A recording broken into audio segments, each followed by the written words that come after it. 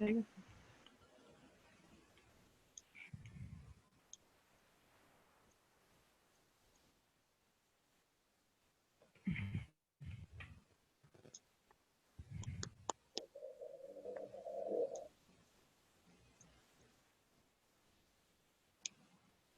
mientras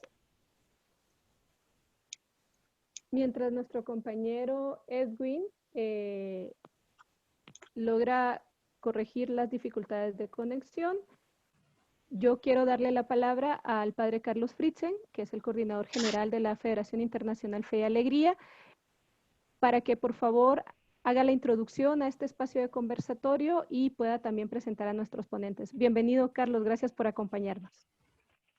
Muchas gracias, Wendy. Un saludo con todos y todas de todas las partes del mundo, la gente todo que está conectada, y un saludo muy especial. Es un gusto poder compartir este espacio, este conversatorio en torno a este tema de calidad educativa en tiempo de crisis, de la crisis del COVID-19.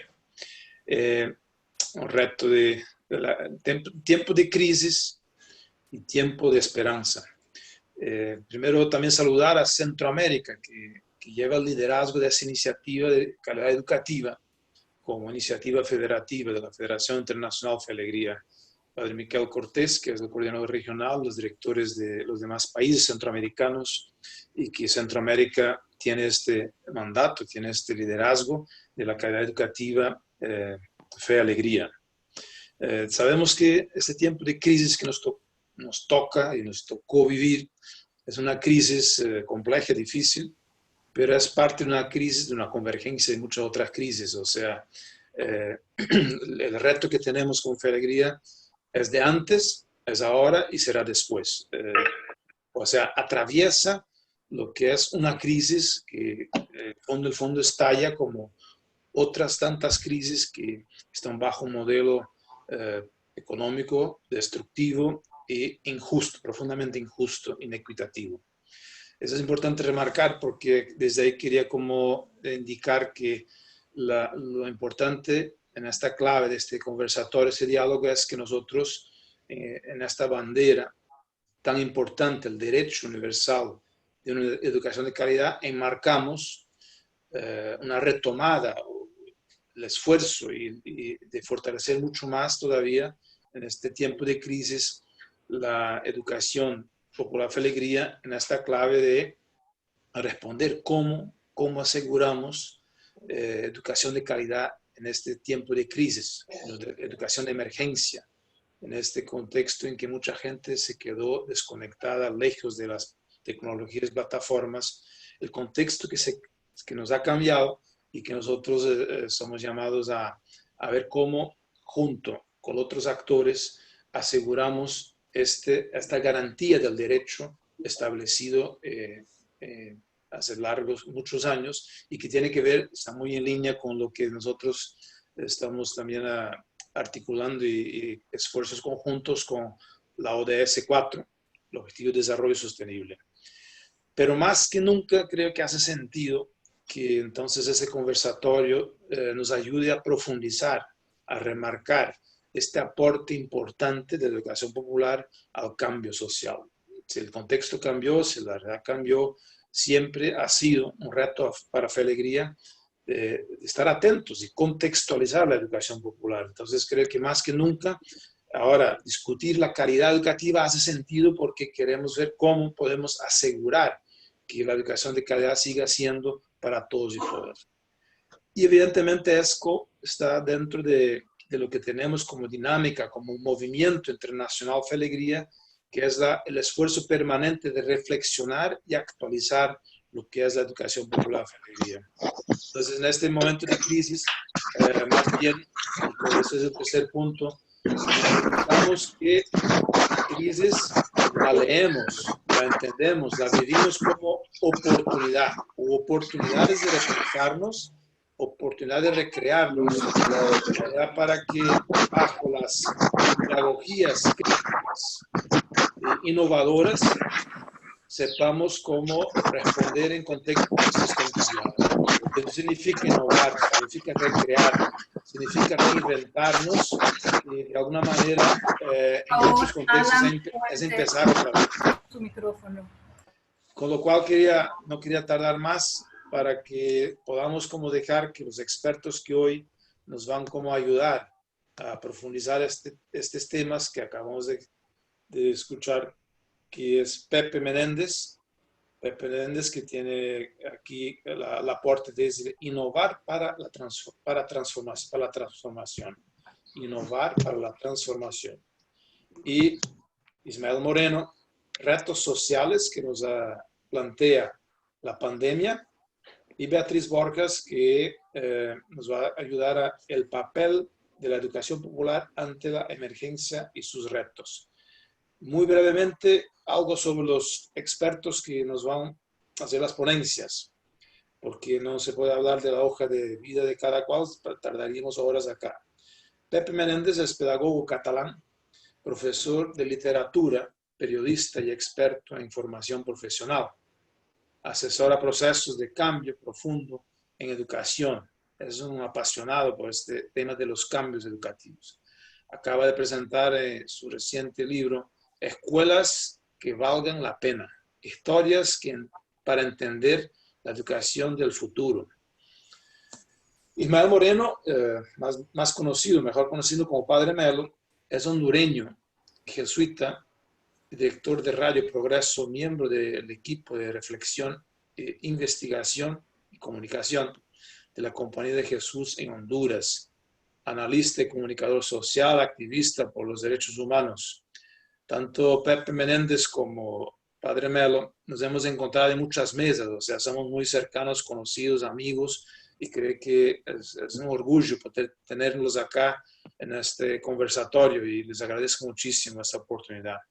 Y Beatriz Borjas, pues que es la de casa, o sea, de la familia más íntima, más interna de Fe Alegría, pedagoga venezolana de Maracaibo, líder de la iniciativa de formación pedagógica y acompañamiento a docentes de la Federación Internacional Fe Alegría, educadora popular, investigadora, y creo que ha marcado mucho su trabajo también colaborando en fronteras como en contextos africanos Fe Alegría, donde el tema de la lengua del francés era como uno de los requisitos para que pudiéramos ayudar también en procesos en contextos africanos. Bienvenidos, bienvenida a este conversatorio.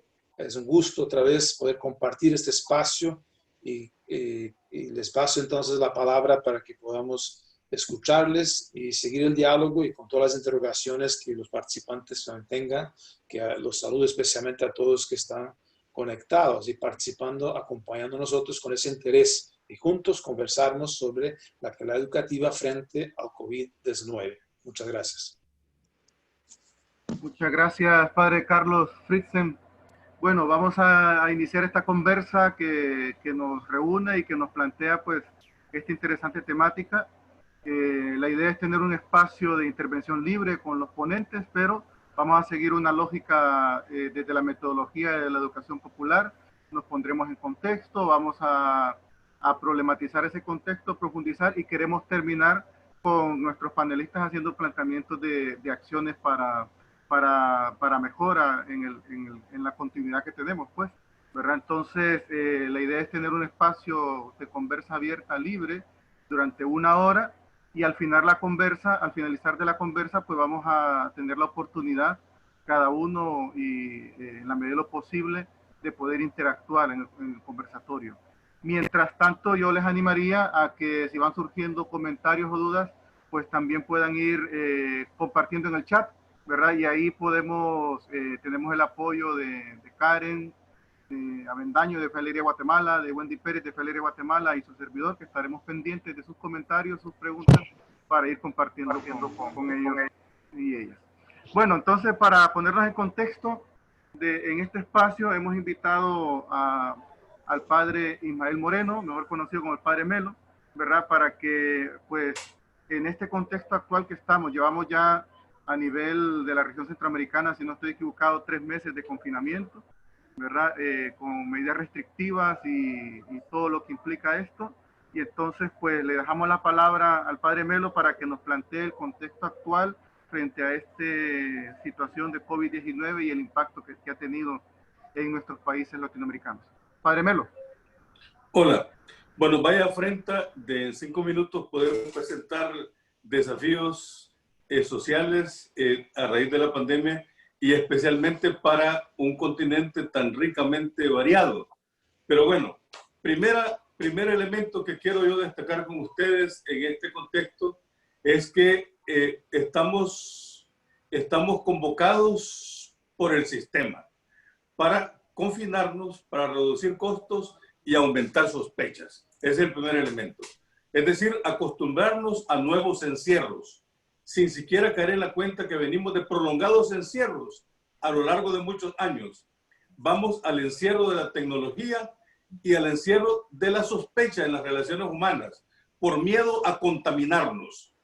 Estar a gusto con la virtualidad y desconfiar de todo lo que pueda amenazar ese nuevo confinamiento como expresión del sistema. Primer elemento. Segundo, es un tiempo para el florecimiento de autoritarismos y de nacionalismos que fueron inaugurados propiamente por el paradigma de Trump para el mundo. La globalización y los poderes del mundo desnudaron en sus incapacidades, se desnudaron para dar respuestas globales a la pandemia. Entonces, se crean condiciones para que emerjan los dictadorzuelos desde espacios nacionales con la lógica del sálvese quien pueda. Es previsible que el tiempo que viene por delante será de confrontaciones entre lo que pueda ser una propuesta desde quienes impulsamos y animamos como Fe y Alegría y otros sectores de la Compañía de Jesús, de la Iglesia y de los sectores sociales, en las normalidades de la solidaridad, el cuidado de la madre tierra, a partir de lo que decía el padre Rutilio Grande, salvarnos el racismo, y por otra parte, y también una propuesta de decrecimiento como condición para salvar la armonía entre los seres humanos y la naturaleza, y por otra parte el poder de oligarquías locales, en alianza con políticos, con ínfulas mesiánicas y con el sustento del sálvese quien pueda. Ese es el segundo elemento. El tercer elemento que quiero decir es que las extremas derechas se encuentran en la cresta. Las extremas derechas se encuentran en la cresta y están capitalizando el retorno a, entre comillas, su normalidad a partir de la lógica del mercado e incorporando la tecnología como el nuevo rasgo de esa nueva normalidad. Ya se habla, por ejemplo, en Guatemala, que 8 de cada 10 empresas están decidiendo normalizar el trabajo desde lo doméstico, desde el encierro, desde el confinamiento que dije en el primer punto. Por su parte, el movimiento social se sitúa en el extremo opuesto. O sea, si las extremas derechas están en la cresta, el movimiento social se encuentra en el otro extremo.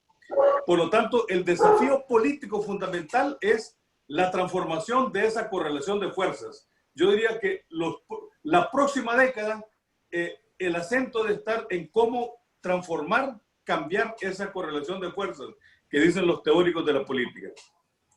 El cuarto elemento que quiero dejar con ustedes es que ese movimiento social ha de convertir en tareas políticas aquellos factores que fortalecen y en los que se respaldan las políticas neoliberales. ¿Para qué?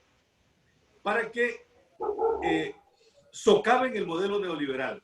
Es decir, por ejemplo, la privatización de la educación, de la salud y el conjunto de los bienes públicos y servicios públicos, la depredación del agua y los bienes de la naturaleza, la militarización de la sociedad, la represión como respuesta a demandas sociales, la discriminación y racismo como práctica para mantener al margen a los pueblos originarios, el fenómeno migratorio e incluso el factor religioso como sustento legitimador, son elementos en los que se sustentan, las políticas neoliberales. ¿Cómo convertir en tareas políticas estos sustentos para que podamos revertir esa correlación de fuerzas? Dicho de otra manera, lo que es el veneno para los pobres, cómo convertirlo en antídoto.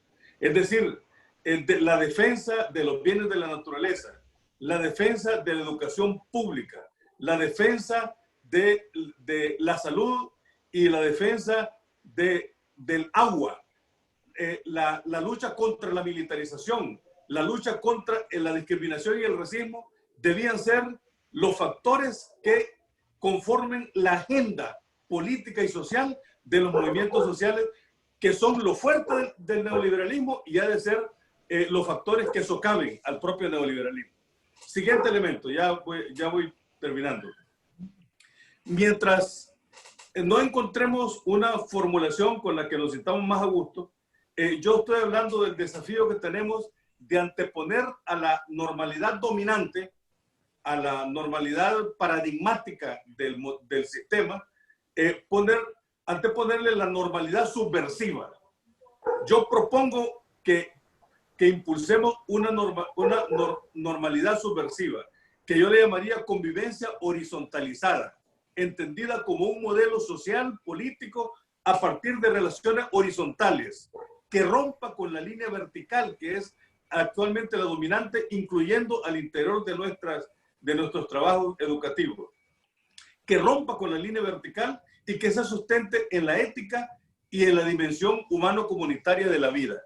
Esta convivencia horizontalizada ha de sembrarse y empujarse por la necesidad que tenemos, sí, de vivir con reglas, pero además normados por algo y por alguien.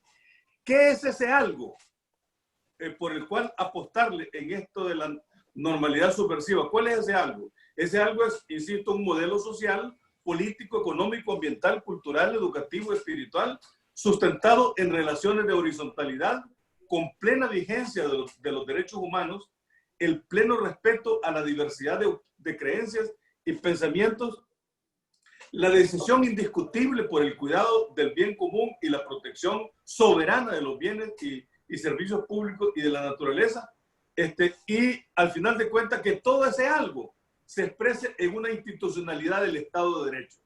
Dicho de otra manera, ¿cuál es ese algo de la normalidad subversiva? Recuperar y orientarnos conforme a una institucionalidad del Estado de Derecho que se ha ido perdiendo irremediablemente. ¿Cuál es ese alguien para impulsarlo algo en tanto sujeto social y político?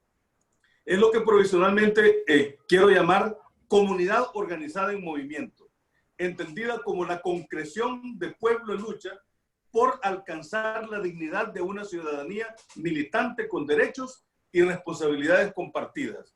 Una comunidad organizada en movimiento como la convocatoria permanente de diversos sectores sociales que van rompiendo los encierros impuestos y autoconstruidos y que desde su conciencia de ser oprimidos identifican a sus opresores y a los hilos de la opresión y se organizan económica, política, social, educativa, cultural y espiritualmente como comunidad para construir procesos liberadores para toda la sociedad.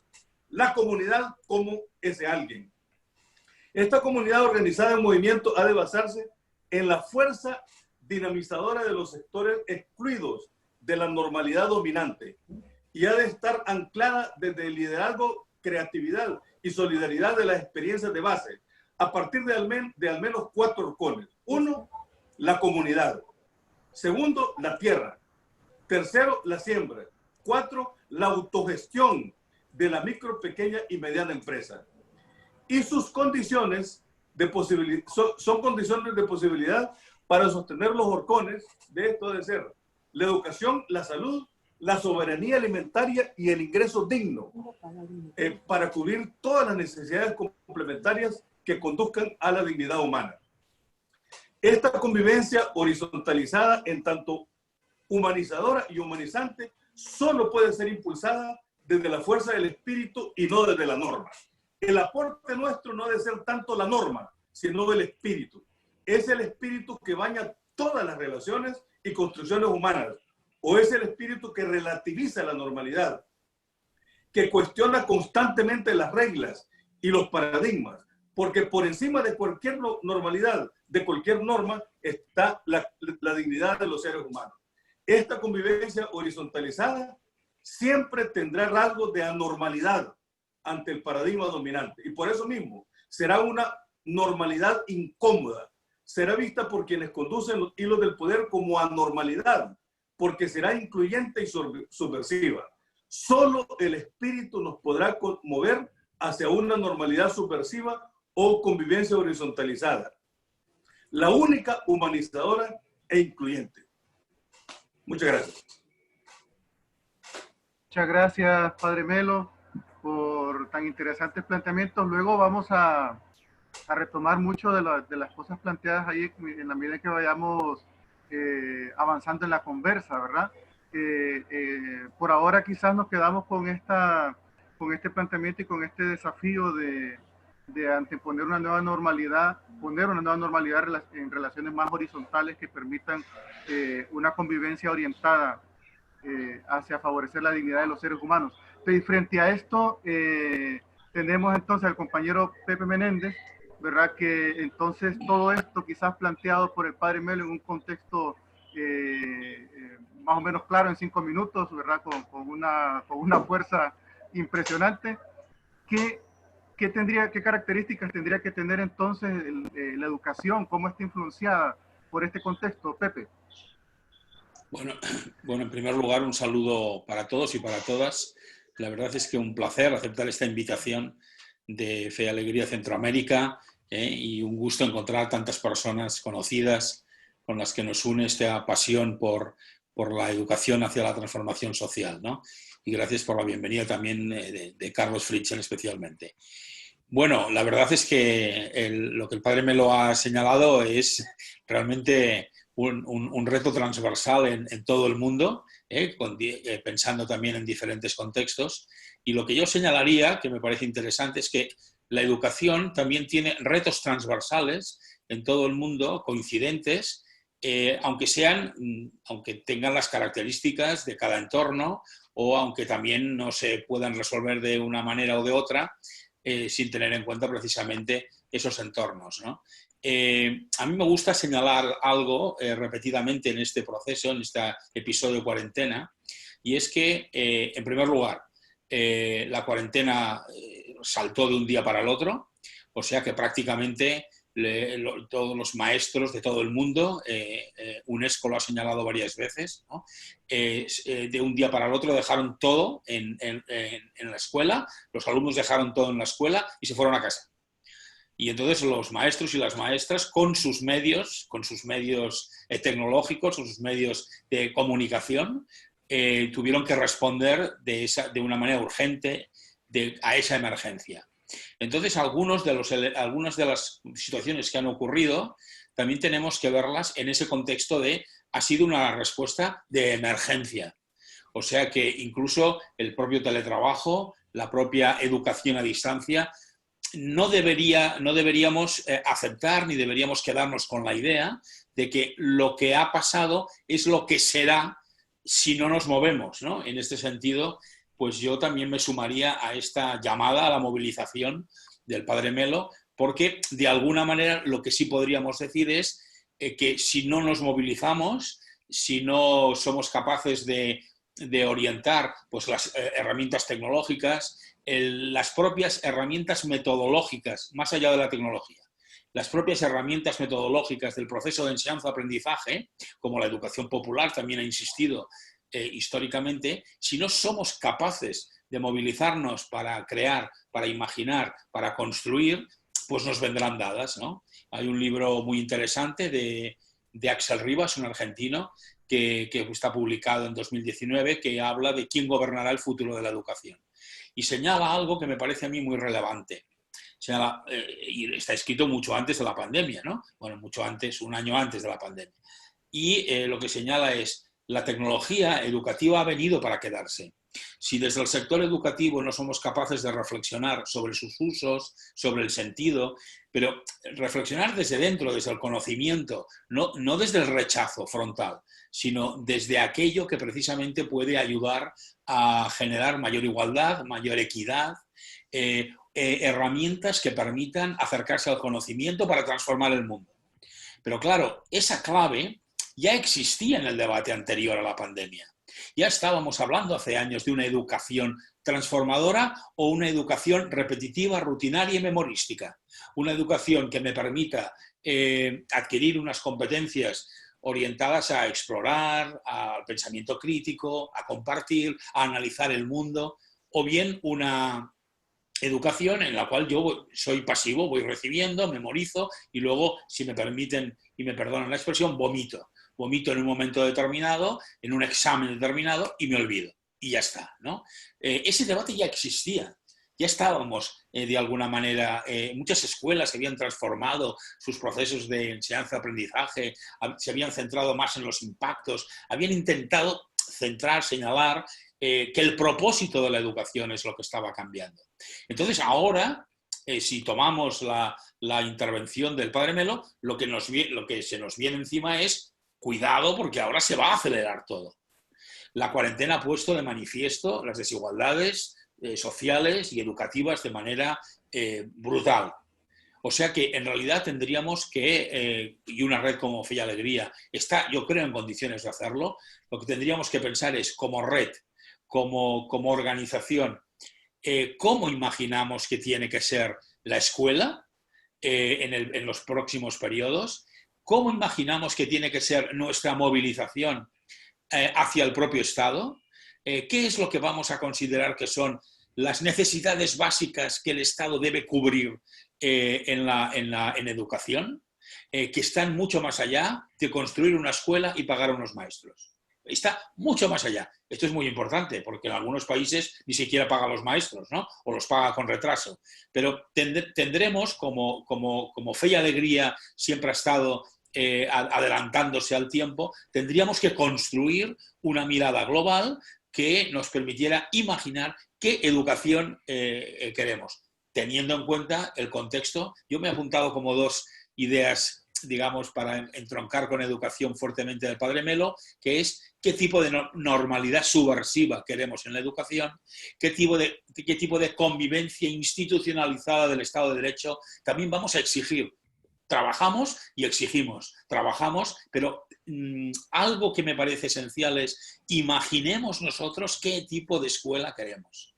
Porque desde los gobiernos, desde los estados, en estos momentos el liderazgo está muy retrasado, el liderazgo está para otros incluso intereses, como ha señalado el padre Melo, y tenemos realmente que construir, y como red de Fe y Alegría podemos imaginar esa escuela que queremos con las herramientas que tenemos. Bueno, yo creo... me he pasado algo de los 5 minutos, pero yo creo que luego tendremos oportunidad también de volver sobre este tema. Muchas gracias. Muchas gracias, Pepe. Efectivamente, vamos a tener tiempo para ahondar sobre esta temática. Y bueno, y para cerrar este primer momento, que es un momento de calentamiento, ¿verdad? En el conversatorio, vamos a escuchar a Beatriz Borjas desde la mirada de la educación popular, ¿verdad? Se nos está planteando el tema de la normalidad y qué tipo de normalidad, la normalidad subversiva, le llamaba el padre Melo, ¿verdad? Y se nos ha planteado el tema de la convivencia, la horizontalidad en esa convivencia. Y bueno, y hemos intentado en estos dos primeros momentos ponernos en ese contexto, ¿verdad? Que estamos viviendo a nivel mundial con el tema de la pandemia. Y la educación popular, Beatriz, aquí vemos educadores y educadoras populares viendo este espacio. ¿Cómo nos tenemos que posicionar frente a este panorama? Beatriz. Muchas gracias, Edwin. Bueno, buenos días a todos y a todas. Me agrada mucho este espacio. Tenemos 519 personas y esto es un logro, padre Melo, que lo hemos conseguido gracias a la tecnología, a pesar de todo. Bien, yo quisiera ante todo ponerme del lado de los docentes, de maestras y maestros, profesores y profesoras, y la gran constatación de este contexto, que a mí me parece increíble, interesante, es que la escuela entró en la casa. Eso para mí ha sido increíble. La cantidad de foros, de espacios que se han abierto para debatir la escuela, no los habíamos conseguido nunca antes. Es decir, la escuela entró tal como es. No entró diferentemente, entró como es. Y el gran comentario de todos y de todas es qué escuela tan tradicional, qué escuela tan cerrada, etcétera. Y a mí eso me parece una oportunidad grandísima que nos ha dado, desgraciadamente, este momento, que es cómo poder hacer una lectura crítica de esta escuela, y ya no la están haciendo solamente especialistas universitarios, las están haciendo hasta los propios padres y madres de familia. O sea, se están dando cuenta de lo que pasaba en la escuela, de cómo se estaban enseñando, cómo eran los maestros y maestras. Y eso a mí me parece interesantísimo verlo desde las claves de la educación popular. Primero, recuerden que en la educación popular hay un análisis muy fuerte al modelo escolar, inclusive de Paulo Freire, de esa educación bancaria. También la mencionaba Pepe, una educación demasiado concentrada en contenidos y poco en el desarrollo de capacidades, y creo que la educación popular nos está dando muchas pistas en esto. Y fíjense que lo más interesante es que la mayoría de estos webinars, de estos foros, vienen de pedagogos críticos. Es decir, se ha dado un encuentro entre las pedagogías críticas de Europa, de Estados Unidos, etcétera, junto con latinoamericanos, con expertos latinoamericanos que están trabajando ese aspecto. Yo lo pongo allí porque me parece interesantísimo la oportunidad que nos está dando este hecho de que la escuela entró a la casa igualita a como estaba antes. Un segundo elemento que me parece interesante bajo la mirada de la educación popular es su intencionalidad política, ética.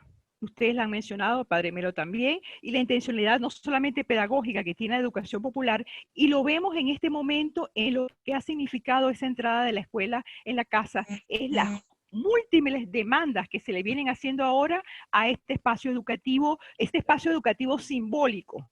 Porque hablamos de la escuela, pero no es simbólico, es una mesa de cocina, es un patio, etcétera. Es decir, todo este modelo de escuela simbólica, ahora se le piden otras cosas y toma cada vez más el tema del cuidado porque cada vez nos llegan situaciones que antes las pasábamos de largo en la escuela y que ahora las tenemos que tomar en cuenta, porque es en esa vivencia diaria que estamos tomando en cuenta de ese espacio de cuidado que también deberíamos pensar desde esta triple intencionalidad que tiene la educación popular.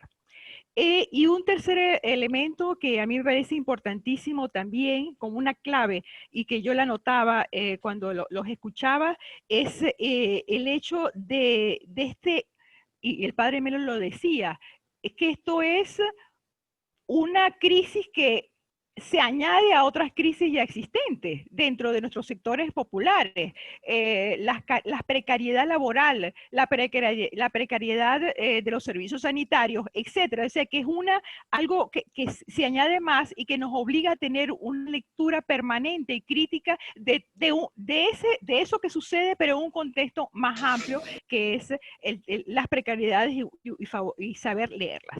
Pero hay un cuarto elemento que me parece clave, y los compañeros no lo han mencionado, disculpen, es el fenómeno de la feminización de la docencia. Es decir, nuestros maestros y maestras que están atendiendo esta escuela simbólica, esta escuela que entró, son mujeres, la mayoría son mujeres que tienen que compartir esa vida en su hogar, con sus hijos, con sus hijas, con su esposo, etcétera, cuidando familiares posiblemente, más el cuidado adicional de niños y niñas que se viene dando. Es decir, se ha dado en este momento, se ha repasado el espacio de la escuela por un triángulo interesante, que es maestros y maestras, niños y niñas jóvenes, junto con papás y mamás. Ahí hay un triángulo interesante, y cuando escuchaba al Padre Melo de cómo tenemos que visualizar estas comunidades mientras estamos en la normalidad, pero recuperando esto más tarde, cuando entremos en una cierta normalidad, entre comillas, este triángulo interesante, este triángulo que puede alimentar de alguna manera la comunidad. ¿Cuántas veces nos quejamos quejábamos de la falta de presencia de los docentes, de padres y madres en la escuela porque no entendían el proceso educativo y sin embargo con esto ya están entrando en comprender este proceso educativo. A mí me parece interesante cómo reforzar el aspecto de la comunidad aún a la distancia, a la luz de estos aportes que nos ha dado el padre Melo, de ese espacio, ese horizonte de comunidad que nos está planteando. Como dice Pepe, es un momento de contingencia, no creemos que se vaya a instalar permanentemente, ¿cierto? Pero esto nos está iluminando de cómo podemos hacer una lectura crítica de la educación desde la educación popular, tomando en cuenta estas claves: lectura crítica del contexto, intencionalidad política, ética y pedagógica de la educación popular, y tercero, la construcción de una comunidad. No sé si me pasé o qué, pero bueno, eso es lo que quería en este primer aporte ofrecerles. Muchas gracias, Beatriz, excelente. Quiero pedir, por favor, antes de continuar con el conversatorio, a todos los compañeros y compañeras conectados que puedan apagar las cámaras, ¿verdad? Para que no esté saltando de una cámara a otra y podamos ver solamente a los ponentes. Y los micrófonos también en silencio, por favor. Bueno, entonces si quieren, de las cosas que han saltado en el primer momento, llama la atención el tema de la normalidad, ¿verdad? Y entonces la escuela, cómo entra en esa normalidad, el tema del aprender a la convivencia, quizás visualizarnos el horizonte de comunidad, ¿verdad? El horizonte de comunidad, y hay un tema que ha saltado a la luz, y creo que Pepe lo ha mencionado, que es el tema de la tecnología, ¿verdad? Y quizás que a lo mejor en contextos empobrecidos de nuestros países, ¿verdad? Como de alguna manera también la tecnología incrementa quizás la brecha de exclusión, ¿verdad? Porque a lo mejor en nuestros contextos muchos y muchas pues no van a poder acceder a esa tecnología, ¿verdad? Lamentablemente. Entonces, si quieren, ahondemos en el tema de la normalidad, porque ahora mismo en nuestros países se está planteando, ¿verdad? Este retorno a la nueva normalidad, ¿verdad? Y todas esas... Rogamos, por favor, los micrófonos ahí, compañera Ivonne, creo que es. Rogamos los micrófonos en silencio. Entonces, el retorno a esa normalidad, compañeros y compañeras, desde la escuela, ¿cómo podemos plantearnos a esto que ahora nos están llamando y que cada uno de nuestros países está iniciando de alguna manera procesos a ese retorno de lo que llaman la nueva normalidad, y que de alguna forma el padre Melo lo ha llamado la normalidad subversiva? ¿Cómo desde la escuela vemos esto? Aquí ya abierto para que iniciemos el diálogo abiertamente.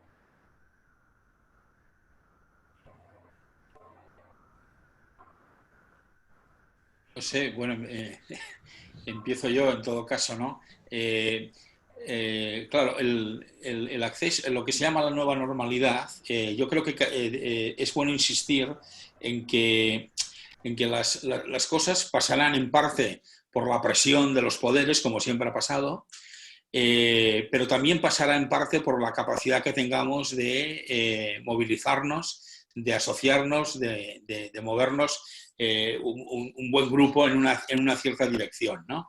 No quiero ser, digamos, ingenuo y pensar que el querer es poder, ni mucho menos, pero yo creo que la historia sí que demuestra, y vuelvo a insistir que el Movimiento Popular de Fe y Alegría es un ejemplo de ello. La historia demuestra que si construimos comunidad, si organizamos de alguna manera alianza con algunos sectores y nos movemos con un horizonte, nos movemos con un futuro, somos capaces de construir algo que es lo que perseguimos, ¿no? El acceso a la tecnología está siendo motivo de mucho debate, ¿no? Porque la tecnología, a mí me gusta ahora incluso señalar que, miren, la tecnología es algo más que un instrumento, porque está comenzando a ser parte de nuestro ecosistema de vida y parte del ecosistema donde nos relacionamos. Y me decía incluso un amigo, incluso donde amamos, empieza a ser un ecosistema que va más allá de un puro instrumento.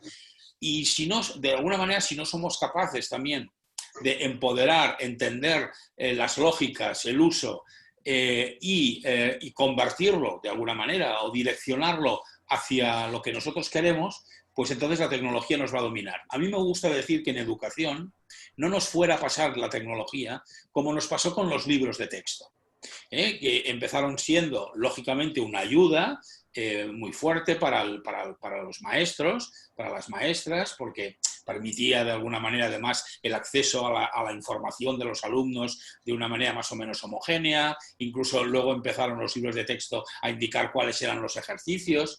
Al final el libro de texto se convirtió en un arma política. Al final el libro de texto se convirtió en: estos son los contenidos, no solo los programas oficiales, sino esta es la manera de ver los contenidos que tú tienes que dar en clase, y además esta es la manera que tienes de evaluar. Si nosotros de alguna manera no somos capaces de profundizar en el uso educativo de la tecnología, incluso presionar a los estados, a los gobiernos, para que lleguen a acuerdos con empresas de telecomunicaciones, con alianzas, pero para una evolución de la tecnología en el ámbito educativo, para lo que nosotros queremos. Si no somos capaces, de alguna manera, de tener incluso en la cabeza una cierta dimensión digital de lo que significa una escuela, con momentos que puede haber de nuevos confinamientos, con momentos, o simplemente por algo muy rico que como algunas radios demostraron, por ejemplo, en Canarias, en Guatemala, en zonas de Latinoamérica, que eran el acceso al conocimiento, el acceso al aprendizaje de los estudiantes, ¿no? La tecnología también tiene en estos momentos esa oportunidad. Si no somos capaces de construir ese imaginario, ese planteamiento, ese uso, ese porqué, fíjense que la evolución de la tecnología irá por los intereses puramente comerciales, por los intereses, también podríamos decir, ideológicos, por los intereses de quien, en el fondo, pues igual que imagina que un supermercado, que un centro comercial o que las relaciones institucionales son de una manera, pues mucho más la tecnología, que tiene la fuerza de atravesar todo el mundo. O sea, que va y viene como una flecha desde Asia hasta Latinoamérica, de Latinoamérica a Groenlandia, de Groenlandia al norte de Europa, de allí al sur de África.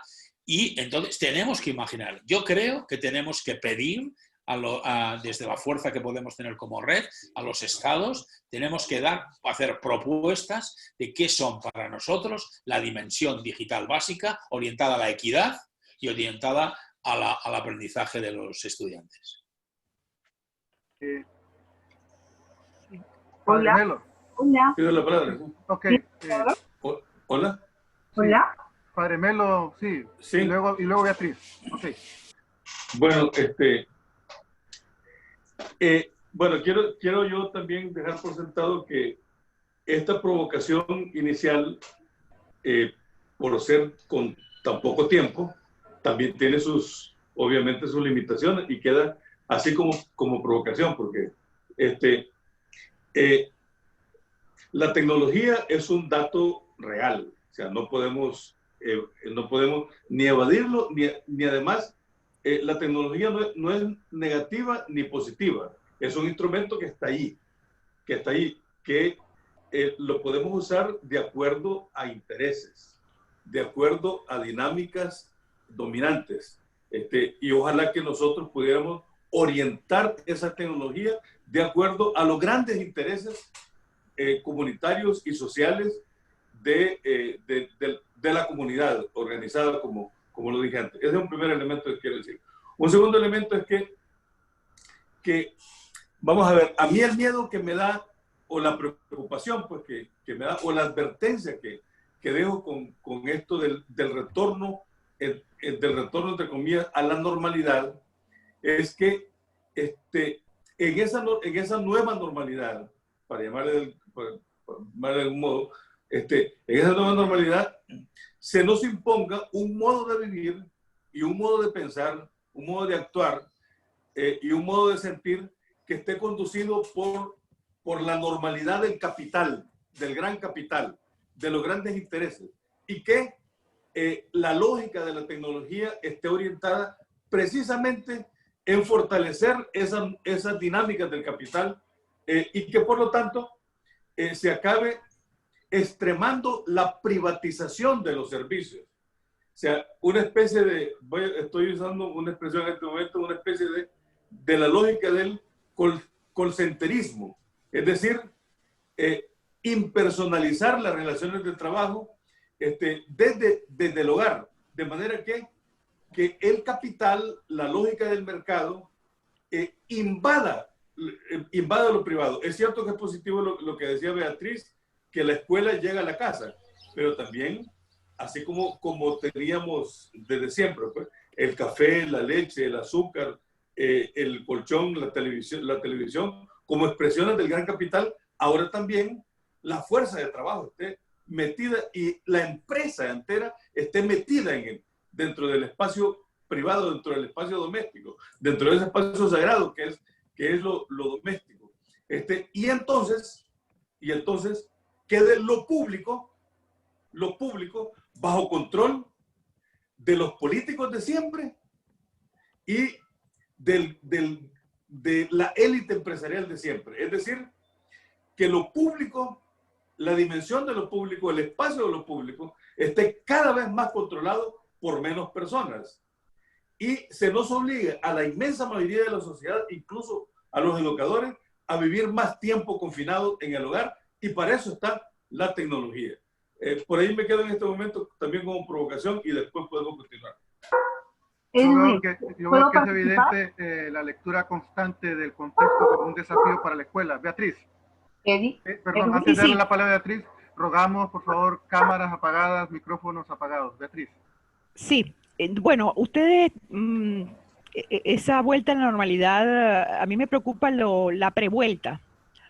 No sé por qué yo todavía estoy en la prevuelta, y es porque me preocupa los altos índices de deserción que tenemos. Es decir, el acceso a todo, el acceso a la tecnología, como decía compañero Pepe, ya se siente. No creo que vamos a tener una vuelta muy difícil porque se nos va a ir o se nos está yendo mucha gente, ¿no? Entonces yo sí creo que en esta vuelta a la normalidad pensemos en qué vamos a hacer frente a los altos índices de deserción. Una deserción muy ligada a la falta de medios tecnológicos, una deserción también ligada a que el espacio físico de la escuela, no el espacio simbólico, sino el espacio físico, era un espacio también de contención, un espacio de contención, de compensación para muchos niños y niñas, y eso se perdió durante 3 meses, y sabemos que en los meses de vacaciones son meses también terribles porque hay mayores niveles de alejamiento del mundo escolar. Entonces yo sí quisiera dejar eso allí, que más tarde cuando nos toque mirar lo que tendríamos que hacer, hay que tomar en cuenta eso, lo que va a suponer como tarea que los muchachos y muchachas vuelvan quizás con otras propuestas que no serían las propuestas que tenemos actual. Lo segundo, con respecto al tema de la tecnología, completamente de acuerdo con Pepe y con el padre Melo, pero a mí me ha atraído mucho el tema que lo plantea Melo, de cómo esa vinculación entre lo doméstico y la vinculación con lo público, porque justamente eso es lo que estamos viviendo. Si bien al padre Melo le preocupa lo público, pero a mí me preocupa es un espacio doméstico privado que se ha hecho público de alguna manera, se ha hecho público a través de todas las situaciones que se han presentado, se ha hecho público para docentes que han tenido que trabajar con papás y mamás y ver la realidad que se vive en las casas. Entonces, sí creo que es importante eso de tener mucho cuidado, porque también el espacio privado, el espacio doméstico, es un espacio político, un espacio donde se juegan poderes y donde se juega autoridad, y ya se sabe la mayoría de los casos de violencia infantil, de violencia contra las las mujeres que se ha dado en este periodo de confinamiento. Entonces, sí creo que hay que tomar en cuenta esta vinculación de espacio reproductivo con el espacio público, de no perder de vista que el espacio doméstico, un espacio fundamentalmente donde personas vulnerables, niños, niñas y mujeres, se han visto también afectados por el confinamiento y que se ha hecho público a través justamente, a veces por la relación con docentes, ¿no? Eso es un segundo elemento a tomar en consideración. Soy muy escéptica con respecto a la tecnología, no creo que va a haber una llegada masiva tal como está soñada, pero sí creo que poco a poco tendremos que aprender a saber digerir la tecnología.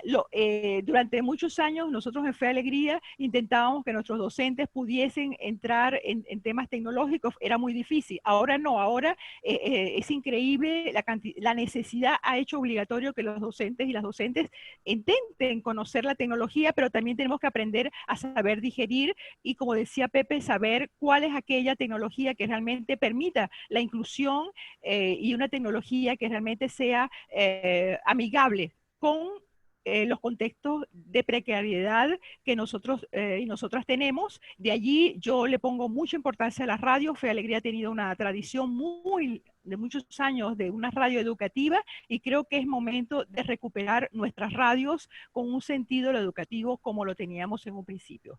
Cierro el micrófono. Muchas gracias. Fíjense que ya se nos va acabando el tiempo. Parece que una hora iba a ser mucho tiempo y ha sido corto por todo lo que han planteado. Pero antes de entrar a planteamientos de acciones que pudiéramos hacer, a mí se me ocurre que tratemos de enlazar en este momento entonces la escuela con la parte educativa con la parte social, ¿verdad? Si hay alguna forma de enlazarlo, ¿verdad? Porque el padre Melo nos está planteando enormes desafíos a nivel social y la escuela en esto. Entonces a mí me ha evocado un poco un libro de Fe y Alegría que plantea la escuela más allá de los muros, ¿verdad? Entonces, ¿cómo hacer en este momento para establecer en este desafío de la escuela que está en la casa, ¿verdad? Que ahora está confinada también y en modo virtual, para conectar la parte educativa, y quizás esto nos puede llevar ya a acciones, ¿verdad?, concretas como Movimiento de Educación Popular, con la parte social. ¿Qué debería hacerse desde la escuela? ¿Qué debería hacer la escuela frente a esto? Un movimiento como Fe y Alegría para enlazar esta situación social con la parte educativa.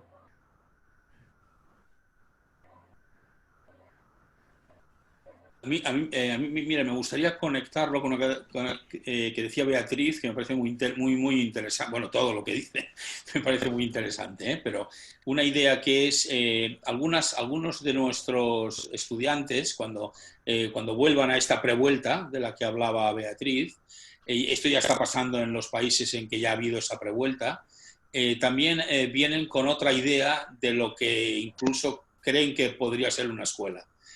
No me refiero a los aspectos más positivos, que todos estamos de acuerdo, como la socialización, como la cercanía, como el acompañamiento personal, pero es que yo diría que la escuela, el reto que tiene es que eso sea una realidad de verdad, no que sea solo una retórica puesta en un documento o en la puerta de la escuela, sino cuando hablamos de una educación realmente, de una formación integral, de una formación humanista, de realmente que el alumno se sienta protagonista, es que el gran reto es hacerlo real. Y venimos de episodios y venimos de una escuela que ya a finales del siglo XX está en una crisis profunda, precisamente por el choque que hay entre el acceso al conocimiento, las nuevas formas relacionales y procesos de enseñanza y aprendizaje estancados. O sea que ahora lo que nos encontramos también es como una explosión, digamos, de grandes contradicciones. Esto de que la escuela entre en las casas tiene, ahora permítanme, ¿no? Para mí tiene, creo que se han señalado, ¿no?, dos elementos interesantes. Si yo soy un maestro y entro en la casa de mis estudiantes, veo cómo viven, veo cuáles son sus relaciones, veo incluso, puedo intuir si hay violencia, tengo una gran oportunidad también de conectar, de conexión, si mi mirada también va ahí. El problema es si mi mirada no va ahí, sino si mi mirada va a lo mejor pues a poner unas tareas escolares, unos deberes y a la obligación de cumplirlos, pero tengo grandes oportunidades de ver qué está pasando dentro. También es verdad, y alguna persona lo ha señalado en el chat muy bien, ¿no? Es que en algunas casas ¿Quién está haciendo esos ruiditos? no hay conexión, ¿no? En algunas casas el problema es que no hay conectividad, ¿no? Y entonces yo lo que sí que creo es que entonces tenemos que imaginar como escuela, como espacio creador de comunidad, cómo podemos acercarnos a la realidad de sus estudiantes. Algunos lo han hecho a través del teléfono, algunos incluso lo han hecho en un momento de cambio de fase, pues acercándose a ver las familias, pero la gran pregunta, por ejemplo, sería, ¿nosotros creemos que es una obligación nuestra interesarnos por lo que pasa en las casas? ¿Creemos que es una obligación como educadores integrales poder hacer emerger el diálogo de la situación social, del contexto social? Y entonces ahí me parece que hay elementos que son muy interesantes. Por supuesto, fíjense que la misma escuela, como concepto, también es un espacio donde se saca a los niños y a los jóvenes de su entorno habitual y de su orden natural de las cosas y se los lleva a otro orden que, como suele decir Carlos Magro, está suspendido, es un orden suspendido, en el cual tienen acceso a otros conocimientos, a otras relaciones, pero la escuela, desde muchos puntos de vista, también es un proceso de, por así decirlo, de externalización, de ventana al mundo. Y todos esos procesos de externalización muchas veces también provocan contradicciones internas en las personas, en sus procesos de aprendizaje. Ahora también tenemos la oportunidad. Yo creo que lo más interesante o lo más importante que tenemos que hacer ahora es tratar de compartir los aprendizajes, no idealizando ninguna situación, tampoco conformándonos en que vamos al abismo, sino pensando en este nuevo contexto, en nuestra nueva realidad. A mí me gusta, con perdón de los jesuitas que tienen más autoridad que yo, a mí me gusta mucho la metáfora de la revelación del río Cardener de San Ignacio, que ve el mundo que es y lo mira con otros ojos y dice: yo voy a amar el mundo que es, no el mundo que debería ser. Voy a amar el mundo que es y desde lo que es quiero transformarlo. Desde lo que es quiero mover las conciencias, quiero mover este espíritu, esta alma de las personas, ¿no?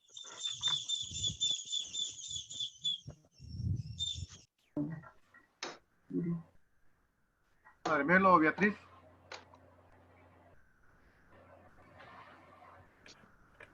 Bueno, yo creo que lo que plantea, las inquietudes que planteas, Edwin, y que recogen los compañeros es muy importante. Y quiero yo retomar lo que decía Beatriz, que a mí me parece que es un aporte rico y es un aporte cuestionador.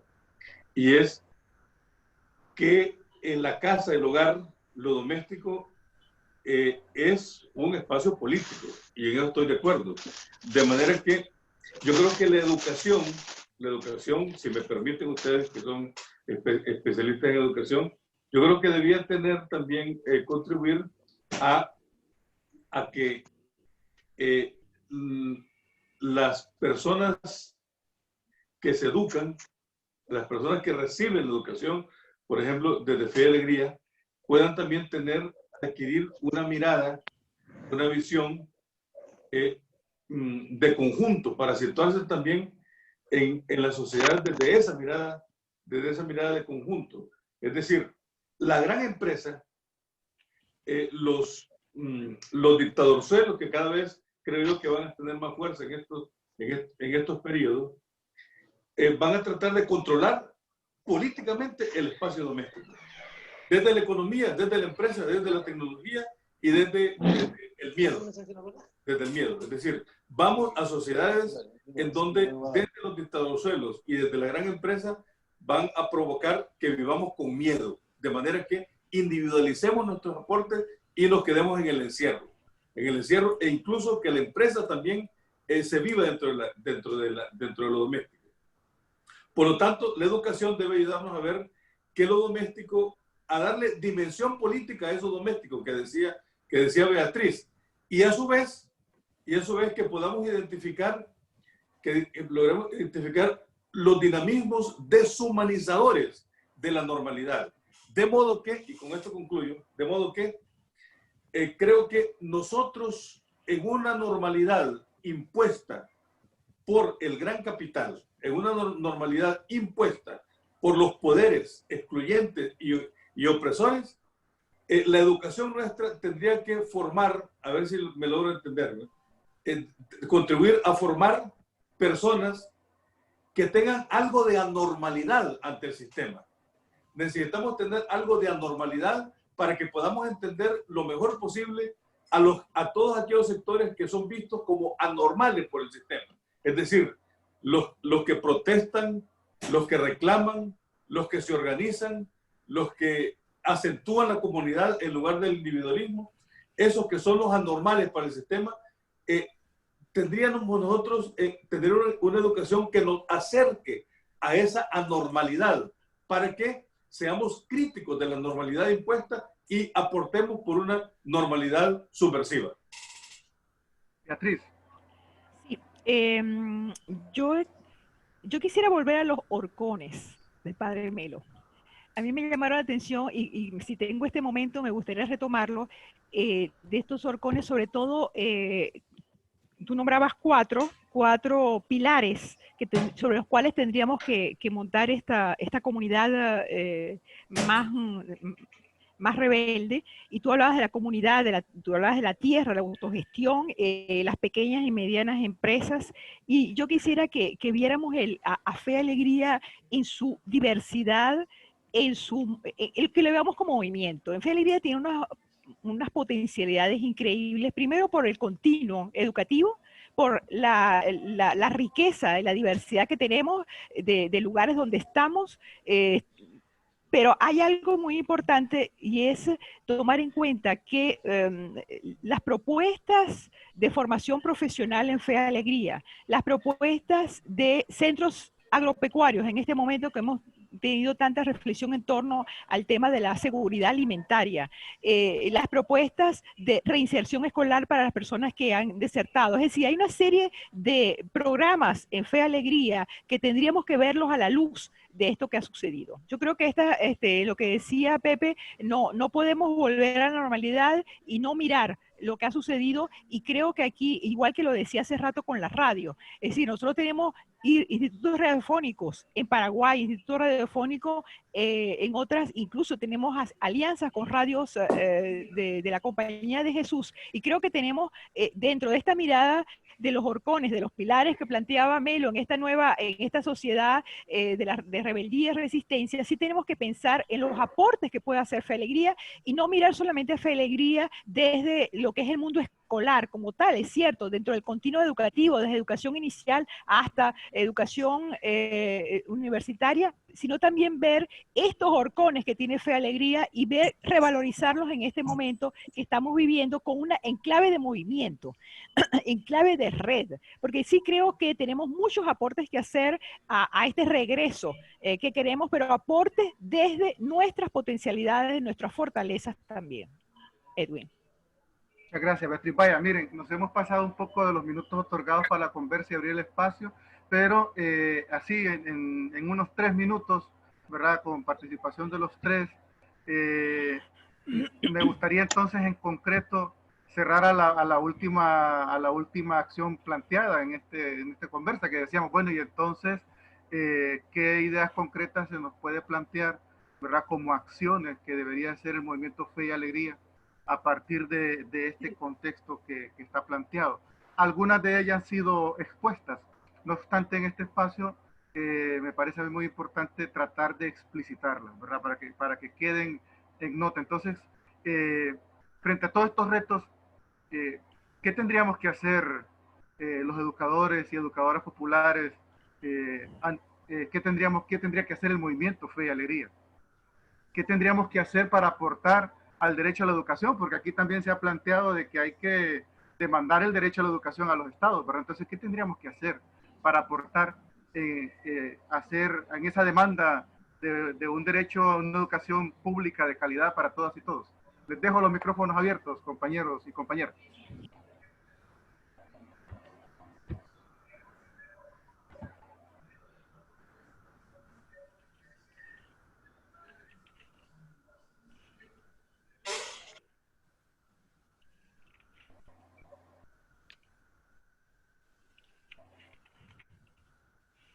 Padre Melo, Beatriz, Pepe. Bueno, si quieres yo puedo decir un par de ideas. ¿A qué nos abre esto? ¿A qué nos abre? Yo creo que nos abre a asumir la responsabilidad que tenemos como movimiento educativo, como movimiento social, y trabajar por una propuesta que rompa con el paradigma dominante, ya no solo de la educación, sino que de la economía, y además ayudarnos a tener, insisto, una mirada de conjunto, y a fin de cuentas, creo yo que esto de la pandemia, así como está siendo fundamentalmente capitalizado por el mercado y por las élites empresariales del mundo, yo creo que asimismo puede ser y debemos convertirla en oportunidad para plantear nuestra propia propuesta de educación desde la lógica de la comunidad organizada en movimiento. Creo que Fe y Alegría, al estar extendida por tantos lugares y en tantos países, creo yo que puede dar un aporte tanto en lo local como a nivel continental y a nivel mundial sobre una propuesta de normalidad subversiva, insisto, en donde se rompa con esa concepción individualista de la vida y que podamos comprender que nuestras vidas no se van a salvar a título individual o cada quien desde su propio feudo, sino que tiene que haber una apertura a otras instancias con otros sectores y sobre todo que avancemos a incorporar lo anormal que hay para el sistema para que desde ahí hagamos propuestas de una nueva concepción de normalidad para la sociedad.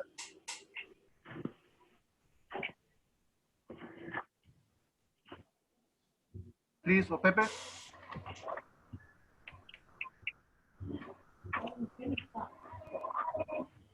Bueno, a mí, claro, la pregunta es un reto que yo también lo quiero responder desde mi humildad, ¿no? Porque no soy yo quien está allí y quien conoce más el contexto. Y yo lo que sí que me parece muy importante es que estamos en un momento, bueno, ya lo estábamos, yo insisto, yo pienso que la pandemia no ha hecho una especie de punto y un reset, sino que ha sido como a veces como el alfiler que nos pincha en la herida. Y la herida que teníamos está caracterizada por muchos elementos que han salido, ¿no?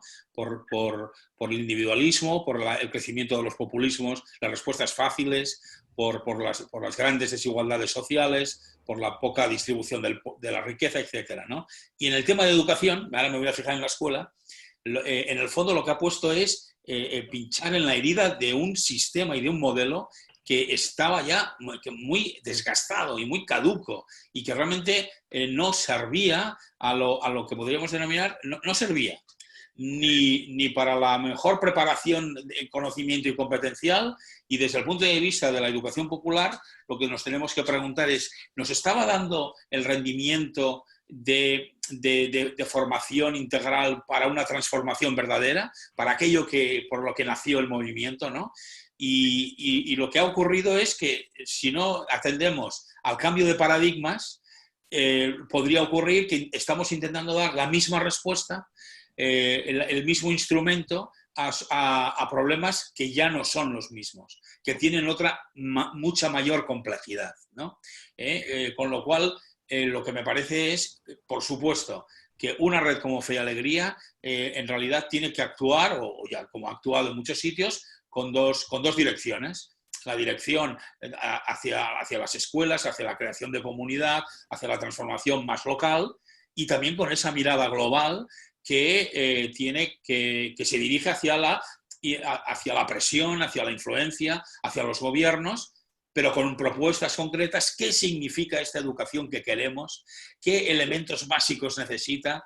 qué instrumentos desde Fe y Alegría se proponen para que esta educación realmente sea diferente. Ahora en todo el mundo, a pesar de... En todo el mundo se están produciendo como direcciones aparentemente contrapuestas, ¿no? Hay una dirección fuerte, un motor fuerte de individualismo, de capitalismo salvaje, etcétera, pero hay otro motor fuerte de horizontalidad.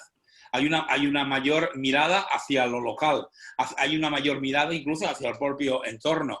Hay un mayor crecimiento de algunos movimientos sociales pequeños que van moviéndose de una manera quizá aparentemente más invisible. O sea que se van produciendo, como digo, movimientos contradictorios. Desde el punto de vista de la escuela, para mí esos movimientos contradictorios tienen que ver con los estados ahora van a tener mucha más presión para que el tipo de escuela, el tipo de modelo de aprendizaje y de conocimiento sea menos memorístico. Y las pruebas estandarizadas van a ser mucho menos arcaicas de lo que son ahora, porque va a haber una necesidad desde abajo, desde las escuelas, necesitamos transformar el proceso de enseñanza y aprendizaje. Al mismo tiempo vendrá una presión, digamos, para los intereses, podríamos decirlo, más espurios, si se quiere, en el sentido de una mayor brecha entre la escuela privada, la escuela pública, las soluciones estas individuales de que hablaba Melo, ¿no? De sectores sociales que si tienen su tema resuelto ya no se preocupan por lo público. También habrá esa dirección, pero ahora estamos precisamente en el huracán, en medio del movimiento de presiones de flechas.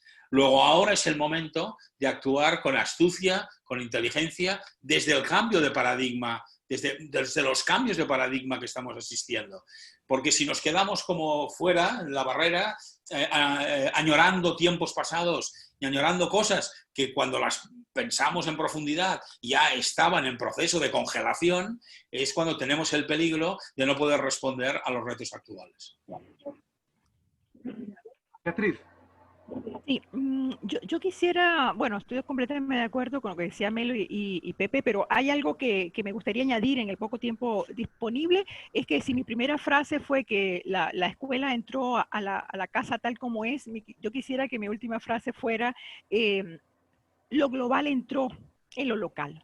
Es decir, en este y es increíble cómo ya no podemos volver. Es cierto que hay una gran revalorización de lo local, pero esta revalorización de lo local lo estamos viendo a la luz de lo que está pasando en lo global. Y yo sí creo que ahí hay un reto grandísimo por la presencia de Fe y Alegría en 3 continentes, por la diversidad en que somos, y sí creo que este reto tenemos que asumirlo desde los que estamos ocupando puestos más federativos. ¿Y por qué? Porque nos toca quizás a nosotros desde estos puestos tener que tener una cercanía muy grande con lo local para poder acompañar estos procesos de entrada de lo global en lo local, pero también para saber digerirlos y saber también ver cómo los acompañamos en clave de movimiento. Yo eso me gustaría con eso cerrar, es decir, hay en este momento una mirada muy diferente, estoy de acuerdo con Pepe, había muchas cosas que ya estaban en el ambiente, la pandemia lo que ha ido como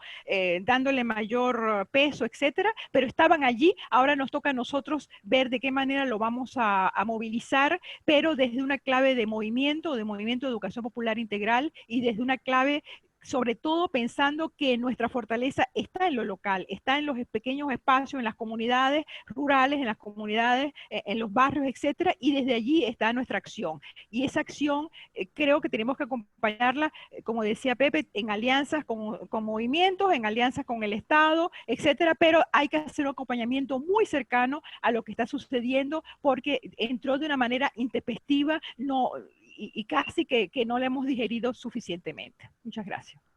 Vaya, entonces si gustan para plantear entonces las preguntas o comentarios que han surgido en el chat, que son muchas, les cuento que son muchas, trataré de hacer una primera ronda porque tenemos hasta las 10:30 para este espacio, ¿verdad? Y se las iré planteando de manera abierta para que vayamos comentando, compartiendo.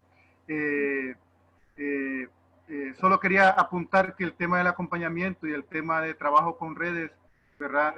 Ahora más que nunca se evidencia como una enorme tarea para nuestro movimiento como Fe y Alegría. Y entonces Vale, les comento un par de cosas que se han dicho en el chat. Por ejemplo,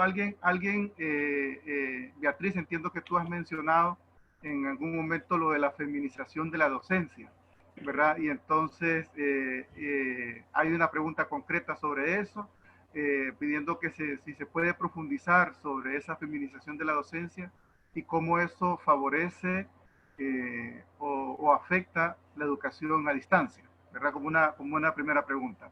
Hay otra inquietud planteada que esta quizás la podemos orientar hacia los tres, o en concreto hacia el padre Melo inclusive, ¿verdad?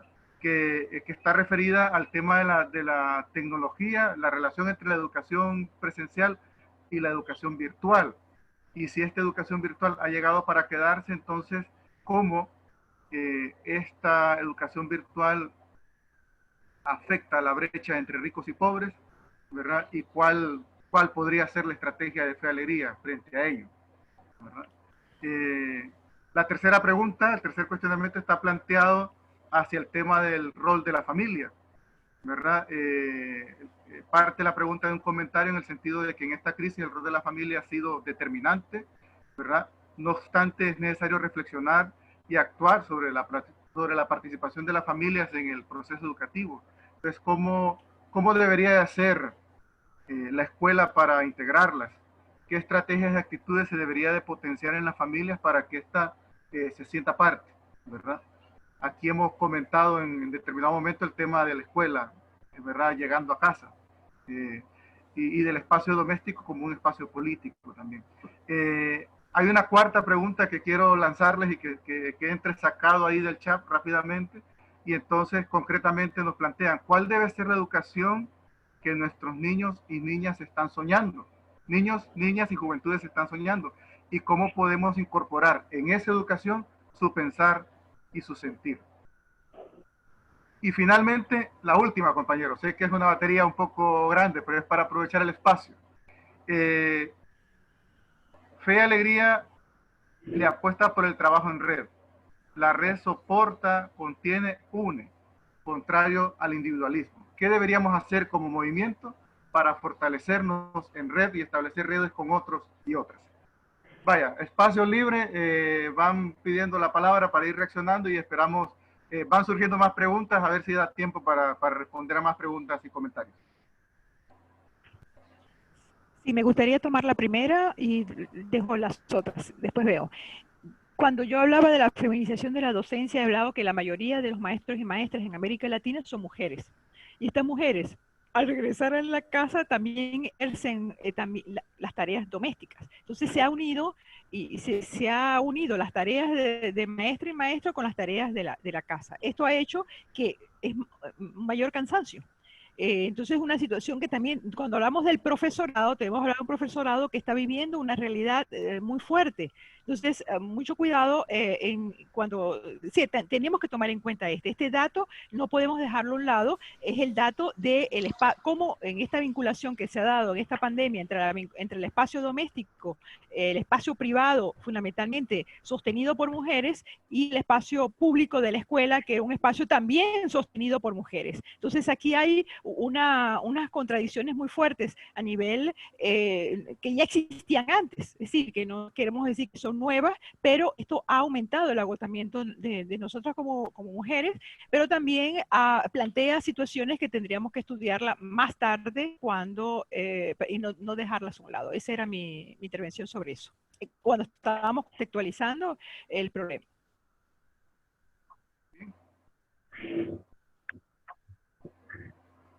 Bueno, bien,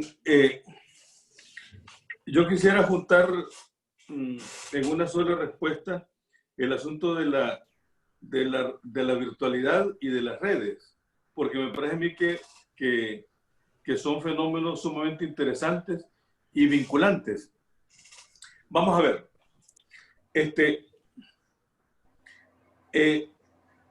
Lo virtual es un dato presente, o sea, en las relaciones virtuales, y como ya bien se decía, esto no viene de ahora, es un proceso que se ha venido construyendo, se ha venido realizando.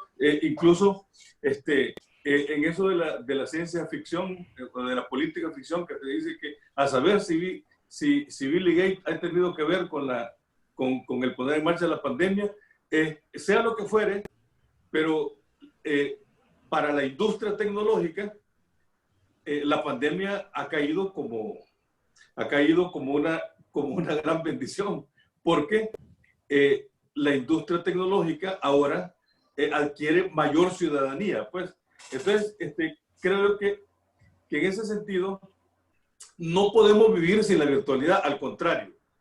La tecnología como marco para la comunicación y el debate virtual va a ser fundamental y por lo tanto tenemos que saber usarla y también tenemos que saber trabajarla e incorporarla a los intereses y a las dinámicas nuestras. Pero yo creo que no debemos perder nunca la tensión entre lo virtual y la realidad, porque esa tendencia a quedarnos en lo virtual, yo sí creo que es una imposición del mercado, es una imposición política del mercado. Y perder, por ejemplo, la relación humana, es decir, a mí que no me quiten los abrazos, a mí que no me quiten las miradas, a mí que no me quiten la palabra directamente escuchada, a mí que no me quiten los gestos. Es cierto que nos podemos ver y me pueden estar viendo, pero por favor que no me quiten la relación así sensible, humana, interpersonal, interactuar directamente. Yo creo que eso tenemos que luchar, porque la tendencia es a que nos quedemos, a que prevalezca más lo virtual por encima de las relaciones humanas personales. Y yo creo que la atención está no en quedarnos en lo virtual ni en quitar lo virtual, sino en vincular lo virtual con el barrio, como decía Beatriz, con el barrio, con la comunidad, con las familias, con ahí donde se está educando. Y en ese sentido, la educación tiene que unir, insisto, la educación está llamada a unir las nuevas tecnologías o el aporte de la tecnología con la realidad viva, histórica. ¿A qué hora dijimos que iniciaba la otra? Y ahí también entra el tema de las redes sociales, de las redes. Yo creo que a Fe y Alegría me parece que un ejemplo muy importante de trabajar en red. Ahora, el peligro del trabajo en red, que es muy importante y no lo debemos perder, al contrario, debemos potenciarlo, es que nos quedemos en los aviones, o nos quedemos en las reuniones virtuales, o nos quedemos... No, yo creo que la red debe también vivirse en tensión.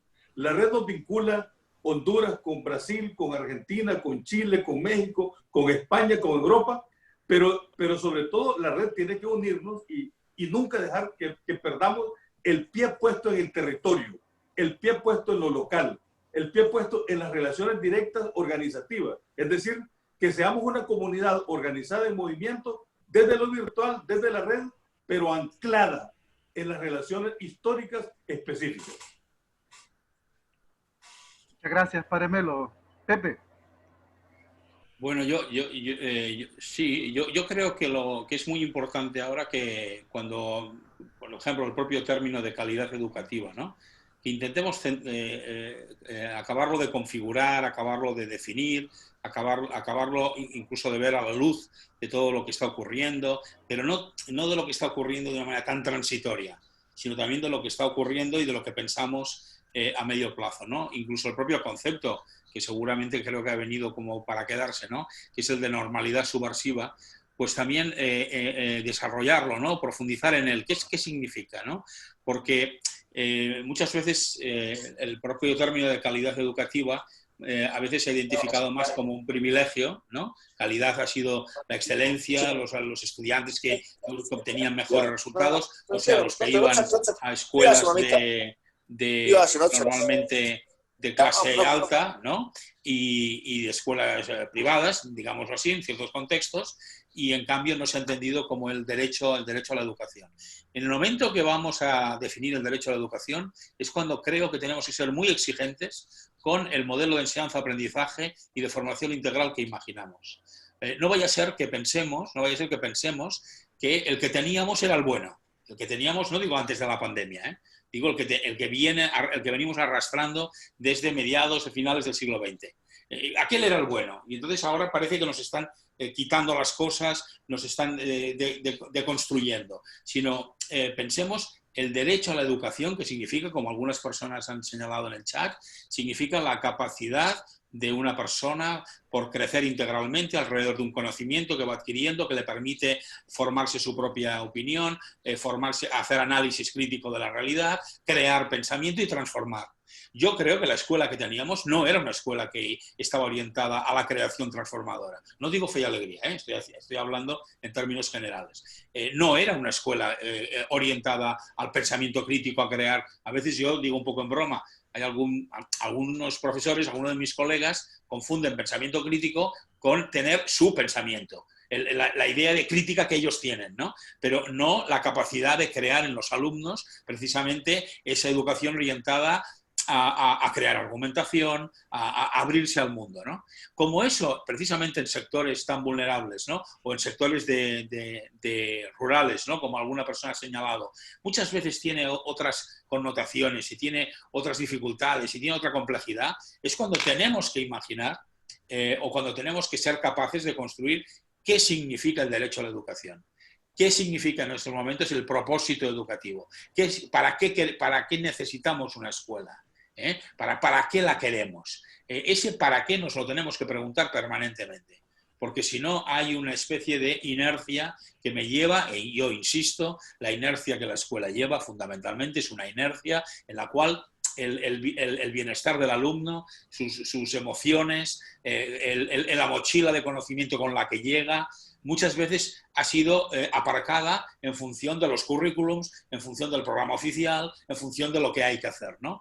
Y entonces, precisamente en un sector como el de Fe y Alegría, es cuando, como lo estáis haciendo, ¿no? Es cuando es más urgente, ¿no? Porque aparecen otras urgencias, comer, luchar contra la violencia de género, luchar. Beatriz ha insistido mucho y a mí me parece que esto incluso, yo creo que UNESCO ha lanzado una advertencia. Cuidado con dos cosas. Una, que en esta cuarentena, en esta enseñanza de emergencia remota, las niñas han estado más perjudicadas, y en segundo lugar, las propias maestras, profesoras, madres, también por esta especie no de doble, sino de triple o cuádruple trabajo ya que significa estar confinado en casa con hijos y además ser maestro, ¿no? Pero también es importante que veamos, vuelvo como al principio, que esto ha sido una situación de emergencia. Por eso tenemos que ser proactivos en imaginar en un periodo a medio plazo donde convivirá aún un aprendizaje presencial con un aprendizaje a distancia, qué modelo queremos para él, qué modelo basado en la socialización, en la construcción de comunidad y en el acercamiento al conocimiento desde un protagonismo mayor del alumno a través de la exploración, de compartir. Por ejemplo, yo creo que es el momento de romper claramente con las disciplinas separadas y estancadas en diferentes áreas, en horarios completamente compartimentados. Es el momento de romper incluso con esta idea de que la educación es un profesor, un grupo, una asignatura. Sino la escuela es, si quieres ser comunidad, es un equipo, una alianza con las familias, una manera de poder compartir el aprendizaje de tal manera que nosotros mismos, como maestros, como maestros, también aprendemos. Si no rompemos esos esquemas, esas flechas que ahora se van enfrentando, yo creo que, empleando este símil que estamos utilizando, no vamos a conseguir la normalidad subversiva. Gracias, Pepe. Bueno, hoy todavía tenemos tiempo para plantear un par de preguntas más. Yo solamente, antes de lanzarle las preguntas para que tomen nota, quería subrayar que a mí me parece muy importante que siempre fue necesario, pero ahora estamos más que llamados, ¿verdad?, a plantearnos esa reflexión con mucha hondura, con mucha profundidad, sobre qué educación queremos dar, para qué sociedad, ¿verdad?, y qué tipos de sociedad es lo que estamos queriendo formar. Yo creo que ese siempre ha sido las grandes preguntas que evocan a los grandes desafíos y retos de nuestro movimiento de educación popular, y hoy más que nunca, frente a lo que nos está planteando el contexto de COVID-19, pues estamos, creo yo, llamados a esa profundización desde la mirada de educadores y educadoras populares. Hay 3 preguntas más, compañeros, se las voy a compartir, ¿verdad? Porque todavía tenemos un par de minutos. Mire, la primera pregunta que he recogido del chat nos plantea en torno a la relación de los espacios comunitarios y los gobiernos locales, ¿verdad? Entonces ahí un compañero que ha planteado esta pregunta nos pregunta, ¿cuál debería de ser el compromiso y la vinculación de los espacios comunitarios, los gobiernos locales y las instituciones educativas en el contexto actual? Otra pregunta que nos plantea está relacionada al tema de juventudes, ¿verdad? Es decir, las juventudes que son en Latinoamérica, en nuestros países, un sector muy importante, mayoritario, ¿verdad? Y a veces muy poco cuidado por nuestros países, por nuestros gobiernos y por nuestros estados. Entonces, ¿qué papel pueden tener las juventudes en la construcción de una ciudadanía global que vaya desde lo local a lo global y viceversa? Y una última pregunta tiene que ver con la mirada de género, ¿verdad? Está planteada también en esta pregunta la mirada de género desde aquellos y aquellas que responden para hacer el cambio en estos temas de relación con la mujer, en el rol y papel de la mujer como sujeto de derechos, ¿verdad? Y sujetos sociales. Y entonces, la pregunta concreta que nos plantea es, ¿cuál debería de ser la mirada de género en todo esto que estamos planteando? ¿Cómo debería de ser esa mirada de género? Ahí nos quedamos con esas 3 preguntas. A bateo libre igual, Pepe, Beatriz y Padre Melo, quien guste. Yo quisiera tomar la de juventudes, porque creo que antes de juventudes hay infancia. Y creo que los más silenciados, que se han silenciado más en este momento han sido los niños y niñas. Hubo una investigación que a mí me asombró mucho, porque lo que más a ellos les hacía falta de la escuela eran sus compañeros y compañeras, ¿no? Y el no poder socializar. Y eso me llamó mucho la atención porque en vez de decir que estaban contentos de estar en la casa, querían estar con sus compañeros y compañeras. A mí este papel de la ciudadanía de las juventudes, bueno, primero veamos que la cantidad de movimientos que se han dado recientemente, movimientos a nivel mundial, han sido liderados por juventudes. Es decir, que el papel en este momento de político que está asumiendo la juventud es impresionante. Y creo que fue una intuición muy buena de Fe Alegría hace unos años justamente de abrir una iniciativa federativa alrededor de las juventudes. Sin embargo, yo tengo mi preocupación porque estas juventudes no están muchas veces quedan desligadas de Fe Alegría porque terminan sus estudios y cómo continuar con ellos. Es decir, estamos abriendo no solamente un movimiento interno Fe Alegría, sino que a través de las juventudes estamos abriendo un movimiento que va más allá del continuum educativo, y a mí me parece que es un reto que se nos plantea muy interesante cómo se han ido integrando estas juventudes al continuum educativo a pesar de no estar en él. Yo eso lo dejo abierto. Con respecto a la mirada de género, bueno, creo que lo he dicho desde el principio, la gran preocupación de lo que ha supuesto el doble y triple trabajo para las mujeres, pero también en la línea de lo comunitario, no olvidemos que el papel de las mujeres en toda la construcción de lo que es el espacio reproductivo alrededor de la escuela también está en manos de mujeres, y creo que ahí hay una tarea interesante desde lo local, cómo fortalecer en estos espacios locales esto que hemos aprendido de la pandemia, este acercamiento con madres, este acercamiento de maestras y madres, este acercamiento desde la perspectiva de una perspectiva en la cual también estamos sensibilizando, se han sensibilizado porque los hombres, porque cuando los hombres han visto cómo se está llevando a cabo esta doble vida doméstica y pública al mismo tiempo, creo que ha habido un proceso también de sensibilización que habría que reflexionarlo posteriormente. Cierro el micrófono. Gracias, Beatriz. Bueno, a mí me parece que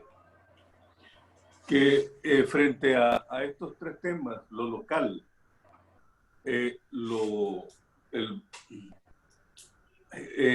la juventud y las relaciones y el enfoque de género, a mí me parece que que uno de los desafíos que me parece a mí, pues, que tiene especialmente movimientos como Fe y Alegría, es el promover la formación política de nuestra juventud desde esas nuevas relaciones de género y desde el compromiso con la comunidad organizada en lo local. Yo creo que si algo ha aportado, entre otras cosas, negativamente, el sistema en su expresión neoliberal, especialmente en América Latina, ha sido la despreocupación o el desinterés de las personas con lo público, con la dimensión de lo público y con el compromiso por la comunidad, sino que se ha acentuado más las salidas individuales, la lógica del sálvese quien pueda, etc. Y por lo tanto ha habido una auténtica despolitización de la sociedad. Y en esto un peso grande lo lleva nuestra juventud. Por lo tanto, por ejemplo, eso de impulsar a nivel a nivel latinoamericano lo de las escuelas de formación política, que allá por el 2007 lo propuso la Compañía de Jesús, pero creo que se quedó limitado casi solo a Centroamérica. Eso hay que retomarlo. Para nuestra juventud, hacer propuestas de escuelas de formación política y ciudadana, en donde el enfoque de género, una lectura de nuevas relaciones de género, una lectura de derechos humanos con derechos de la naturaleza, una lectura de los modelos económicos y una lectura por compromiso global, pero desde lo local, creo yo que puede contribuir a que surjan nuevas generaciones de juventudes comprometidas con la justicia y con la ética. Muchas gracias, Padre Melo. Pepe. A ver, ¿qué puedo añadir un poco también a lo que ya se ha dicho, ¿no? Bueno, quizá insistir en que a veces es como un tema recurrente, ¿no? Pero cuando hablamos el protagonismo de los jóvenes, ¿no? Claro, el protagonismo viene a través de dar la palabra, de hablar en sus canales, de hablar de conectar a su wifi. No lo digo en sentido, lo digo en sentido metafórico, conectar a sus modos, ¿no? En un momento especialmente diferente de otras épocas, en donde el acceso al trabajo, el acceso incluso dentro de las organizaciones el progreso, el itinerario profesional se ha vuelto más complicado porque hay una especie de tapón que hace que la vida que se ha alargado, las personas mayores, las que tenemos una edad, hayamos provocado a veces una especie de tapón que ha impedido crecer y que ha impedido la participación en la vida profesional. Si hablamos en la vida política, aún es más fuerte, porque la política ha perdido toda su credibilidad. La política, en general, transversalmente en el mundo, las instituciones han perdido muchísima credibilidad. O sea que incluso si ahora imagináramos una escuela de formación política, no la podríamos pensar como era a finales o a mediados del siglo pasado, donde la política tenía credibilidad, donde incluso ser político estaba identificado con una persona de servicio, con una persona de convicciones, que luchaba por algo. Ahora, casi en todo el mundo está identificado que una persona se acerca a la política para ganar dinero, en el sentido de a través de la corrupción, para ganar privilegios, ¿no? O sea que, en cambio, hay movimientos de jóvenes, movimientos políticos en todo el mundo. El que hubo en Egipto en la famosa primavera árabe, el que ha representado Greta Thunberg, por ejemplo, en el tema del cambio climático, muchos de los movimientos de ocupación, los famosos movimientos ocupas, los que han ido con el mejor sentimiento de nobleza a reclamar otras políticas de vivienda. Claro, en el fondo, cuando hablamos de juventud, en el fondo también tendríamos que hacer una especie como de cambio, de canal, de cambio de mirada, para que realmente ellos pudieran tener un protagonismo en un mundo que, ya se ha dicho más de una vez ahora, es mucho más horizontal. Ese es un buen síntoma. Yo creo que la horizontalidad no es solo algo deseado, es que la estamos viendo en las propias relaciones sociales, en las comunidades. Estamos viendo ese anhelo de horizontalidad, que no significa que haya llegado, pero significa que hay ese anhelo, ¿no? Y en el tema de género, también con humildad, ¿no? Porque si los jóvenes tienen que hablar los jóvenes, en el tema de género, también creo que la palabra de las mujeres es esencial, ¿no? Pero en el enfoque de género, incluso nos queda en estos momentos un gran reto, un reto cultural muy importante. Piensen que en muchos lugares del planeta lo que se está cuestionando incluso es que al nacer se especifique el género de la persona. Es decir, ¿qué es en estos momentos el género masculino y el género femenino? En estos momentos hay una revolución cultural extraordinaria y un gran respeto a la propia identidad, en este caso sí, individual, pero lo voy a decir en el sentido cristiano de la filosofía, el respeto a la personalidad, a la personalización de los procesos personales, ¿no? O sea que a mí me parece interesantísimo, y yo por lo menos concuerdo con esta idea, que toda la gran fuerza el gran resurgir del movimiento feminista, de las mujeres en estos momentos, está vinculado también al respeto a la identidad sexual, al respeto a la identidad de género. Me parece muy interesante esa unión, esa integración, porque en realidad lo que habla es de respeto a la dignidad de la persona, respeto al propio itinerario, respeto a cosas que muchas veces superan nuestros deseos, superan a algo que viene con nuestra naturaleza, que viene con nuestra cultura, etcétera, ¿no? Pero bueno, este tema ya es aquí otros seminarios, ¿no? Pero sí que me parece interesante que cuando pensemos en ese mundo, en esa escuela y en esa educación que queremos, también estemos pensando en culturalmente qué aporte va a tener como liberador, claro, como aportación comunitaria. Bueno, y ya adentrándonos hacia el cierre del espacio, ¿verdad? Para que vayamos pensando consideraciones finales aquí tenemos más de 700 educadores y educadores populares conectadas en el Zoom, que nos están viendo y escuchando. Además, muchos y muchas que están en el Facebook Live, ¿verdad? Que están escuchando estos importantes mensajes que nos están dando. Hay un asunto que me parece a mí queda planteado sobre la mesa en cuanto al hecho de que el punto de partida de la educación y de la escuela en sí misma ha de ser el contexto en el que se está haciendo ese hecho educativo. Por tanto, ahí creo yo hay un llamado a recuperar las expresiones locales, ¿verdad? Desde esa práctica educativa para efectivamente generar procesos transformadores. Compañeros y compañeras, Pepe, Beatriz, Padre Melo, consideraciones finales para esta cantidad de educadores y educadores populares que estamos escuchándoles muy atentamente y recibiendo sus aportes, ¿verdad?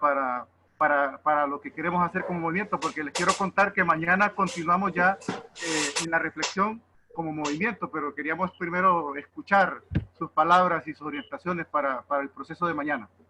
Les dejo abierto para consideraciones finales. Bueno, comienzo yo así brevemente diciendo que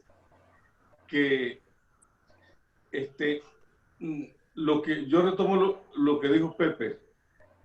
Creo que un aporte y una concreción de la normalidad subversiva es que horizontalicemos cada vez más las relaciones.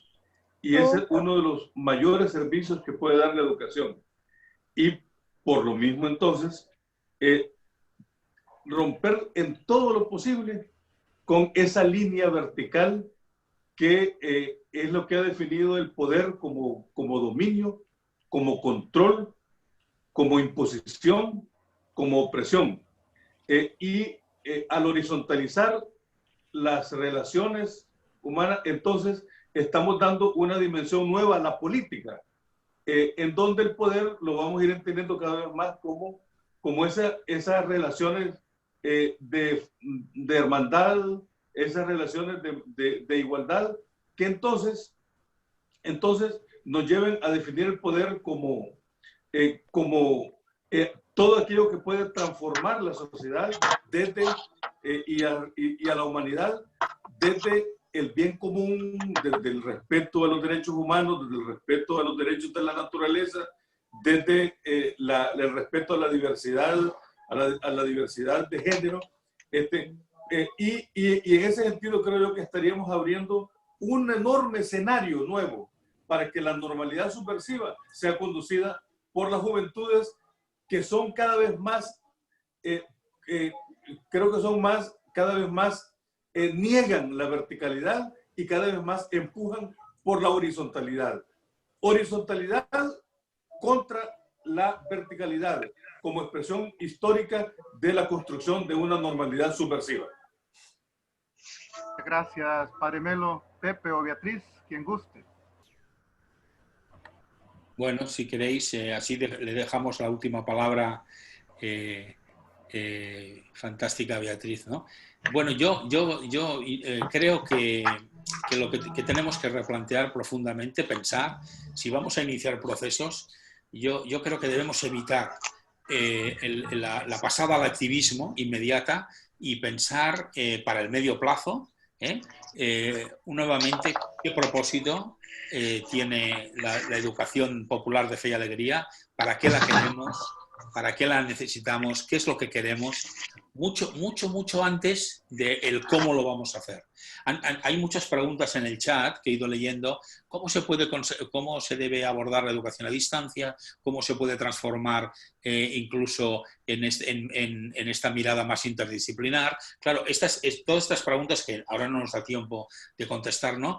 Son preguntas, lógicamente, a las que tenemos que llegar cuando tengamos claro para qué queremos la escuela, qué es lo que pretendemos, y entonces los cómo aparecen de alguna manera, podríamos decir, de manera más sencilla. No digo que todo sea fácil, sino más sencilla comprenderlos, entenderlos, ¿no? Podremos ubicar, pues, por ejemplo, qué tipo de educación presencial queremos acentuar. No es lo mismo el uso de la tecnología, por supuesto, desde los 3 o 6 años hasta los 12, que de los 12 a los 16, que de los 16 en adelante. Ahí también tenemos que tener planteamientos muy educativos, muy humanizadores, muy críticos, muy inteligentes, por así decirlo, ¿no? Y yo sobre todo les diría, problematicen mucho sus cómo actuales, problematícenlo. Esa es una palabra, yo creo, muy clara de la manera de pensar, de la metodología de la educación popular. Problematicen los cómo actuales, porque el gran peligro es que nos quedemos congelados en nuestra mirada. Había una intervención ahora en el chat que me ha gustado mucho, de una persona que decía, uno de los problemas que tenemos es que nuestra mirada de adultos ha colonizado el análisis del mundo.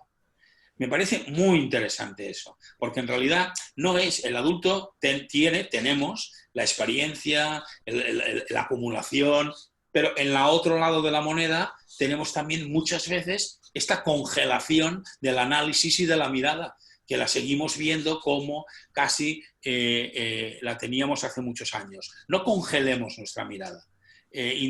Problematicémosla, pero sobre todo centrémosla en lo profundo de lo que queremos.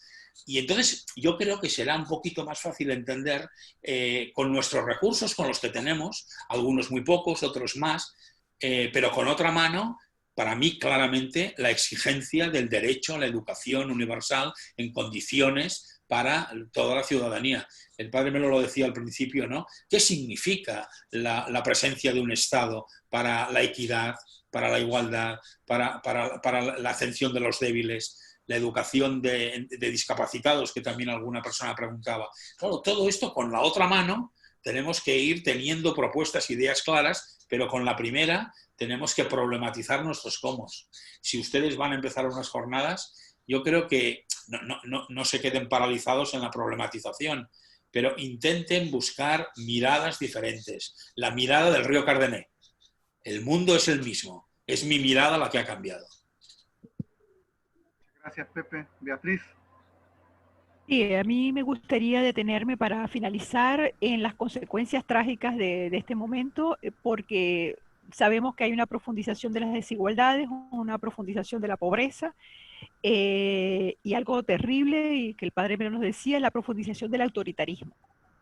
Es decir, el hecho de que nuestras vidas están siendo dirigidas completamente por los gobiernos. Y eso sí creo que hay que tener mucho cuidado en lo que va a venir desde ese aspecto, que esa otra se vaya a incorporar en las futuras normalidades ese espíritu, pero también esas grandes dificultades que vamos a tener para recuperar muchachos y muchachas que han dejado la escuela. Entonces sí creo que tenemos que tener mucha inventiva. Fíjense que si por un lado yo decía al principio que ha sido una oportunidad para hacer un cuestionamiento profundo del modelo escolar que tenemos, ojalá que podamos continuar con ese cuestionamiento en la búsqueda de otras formas de soñar la escuela, como lo planteaba Pepe, pero también eso por un lado, pero por el otro lado no olvidemos que vamos a enfrentarnos a momentos más difíciles, donde va a ser mucho más el acceso a la educación será mucho difícil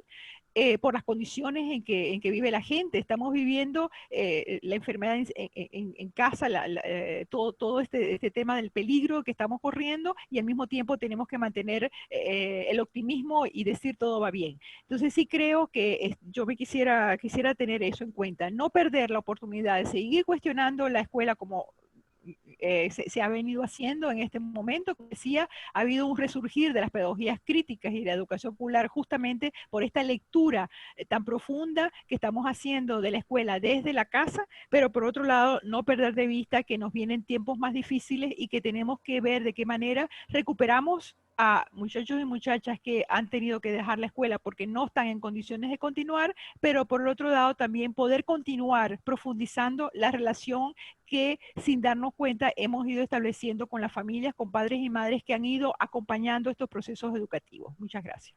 Bueno, pues la mesa está servida, los ingredientes están puestos ahí para que compañeros y compañeras, educadores y educadores populares de Fe y Alegría y de otros movimientos educativos de Latinoamérica, pues retomen esos insumos, esos ingredientes para cocinarnos, para rumiarnos y para preparar y servirnos bien la mesa. Previo a cerrar el espacio, agradecer a Pepe, Beatriz y Padre Melo por sus aportes, y vamos a escuchar en el cierre a nuestro padre coordinador Miquel Cortés, director de Fe y Alegría Guatemala y coordinador de Fe y Alegría Centroamérica. Dejamos las palabras de cierre para el padre Miquel. Bien, muy buenos días a todos y a todas. Esto de palabras de cierre, pues más que de cierre es de reapertura, porque o de apertura a esta normalidad subversiva que nos decía Melo, ¿verdad? Sí, en Fe y Alegría nunca cerramos los procesos, siempre seguimos adelante, y más que palabras de cierre quisiera que fueran palabras de agradecimiento, especialmente a Beatriz, a Pepe y al Padre Melo por este momento de inspiración y que nos mueve pues a seguir adelante, sobre todo pensando que Fe y Alegría siempre ha vivido en la adversidad. Así nació, así hemos transitado estos años de nuestra historia y así nos va a tocar visitar el futuro. Un futuro adverso, pero con la osadía de que podemos salir adelante.